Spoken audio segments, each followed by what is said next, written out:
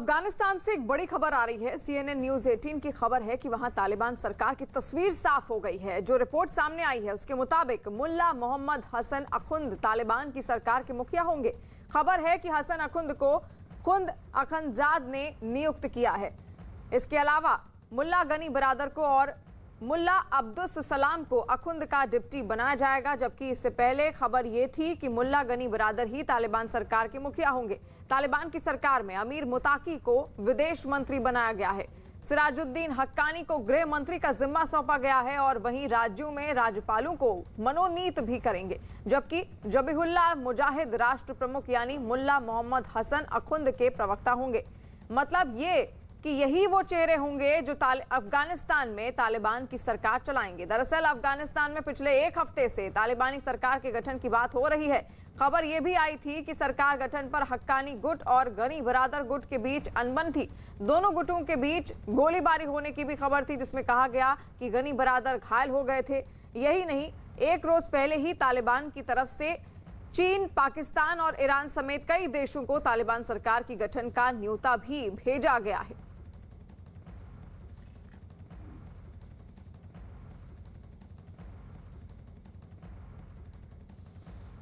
और संदीप बोल दिल्ली से हमारे साथ लाइव जुड़ गए हैं और निसार अहमद शेरज़ई नेता हैं अफगान डेमोक्रेटिक पीपल पार्टी के, वो भी कुछ देर में हमारे साथ जुड़ेंगे। संदीप, शुरुआत आपके साथ ही करते हैं। अब सरकार का चेहरा देखिए साफ हो गया है, और कौन से वो बड़े नाम हैं और खासतौर पर एक ऐसे चेहरे को क्यों जगह दी जा रही है राष्ट्रपति पद के लिए जो बहुत चर्चित नहीं था?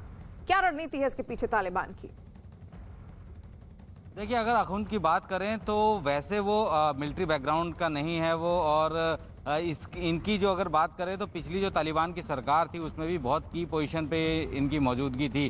पिछले 20 साल से जब से अमेरिका अफगानिस्तान में था और तालिबान को पीछे हटना पड़ा था, उस वक्त रहबारी शूरा जो है उसको ये हेड करते थे। 20 साल लगातार वो काम करते रहे। इन्होंने अपनी जो इमेज है पूरे तालिबान में एक डिवोटी के तौर पर जो है खड़ी की, तैयार किया, और यही वजह है कि आज ये चेहरा बन रहे हैं। क्योंकि ये सारे के सारे जो है अपने जो इनका जो अपना नियम है कि किस तरीके से शरिया कानून को लागू करना है अफ़गानिस्तान में ज़ोर ज़बरदस्ती के साथ, उसमें ये बहुत माहिर है। और जितने भी चेहरे आप देख रहे होंगे, ये चेहरे बहुत ही मुश्किलों से जो है सेटल किए गए हैं, क्योंकि वहाँ पे अंदरूनी कलह इतनी ज़्यादा सामने आ रही थी कि लग रहा था कि ये जो गठन होने वाला है, सरकार का गठन होने वाला, चेहरे जो नए आएंगे उसमें जो है देरी हो सकती है। लेकिन बीच बचाव के चलते जो है अब जो चेहरे वो सामने आ रहे हैं। लेकिन इतना तो तय है कि जिस भी तरीके की स्थितियां वहाँ बन रही हैं, भले ही वो एक एमिरेट्स ऑफ अफगानिस्तान बनाने की कोशिश कर रहे हों, लेकिन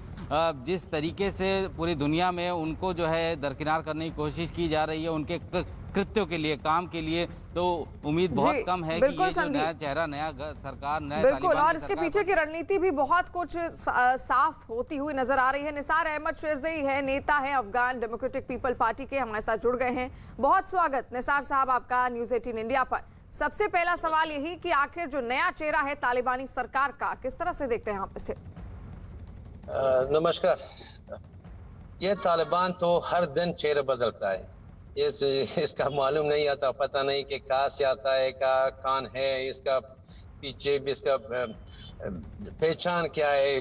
अभी बहुत सारे ये अब अयबतुल्लाह खान के बारे में अगर बोले, अगर मुल्ला बरादर के बारे में, इसी तरह इसे नेताओं में के बारे में बहुत अभी शक है कि ये इसके पीछे ये सब असलियत इनका पाकिस्तान जो चेहरा उसके साथ अच्छा काम करता है, जो चेहरा पाकिस्तान का पसंद आया उसको आगे करता। ये तो बात है, यही बात है कि हमें कहता हूँ ये तालिबान के इख्तियार इसके पास नहीं, सब इख्तियार आईएसआई पाकिस्तान और आर्मी चीफ पाकिस्तान के पास है, पाकिस्तानियों के पास है। तो जो पाकिस्तान चाहिए वही करते। एक दुकानदार, कई साल पहले एक दुकानदार जो था, ये मुल्ला बरादर देखो ये कौन था, यही एक दुकानदार किसी तालिब लीडर के नाम से भेज गया अफगानिस्तान में, प्रेसिडेंट के साथ 5-6 साल पहले मीटिंग किया। जो चाहे पाकिस्तान कर सकता है, जो चेहरा आ गया आता है आगे करते। बिल्कुल, यानी जो कि निसार अच्छा साहब इसमें सबसे बड़ा चेहरा जो रोल प्ले कर रहा है वो है पाकिस्तान। लेकिन इस बीच एक और खबर सामने आई है, जहां पर आपको ये बता दें कि अफगानिस्तान की पंजशीर पर कब्जे के लिए तालिबान और नॉर्दर्न अलायंस के बीच भीषण युद्ध हुआ, जिसमें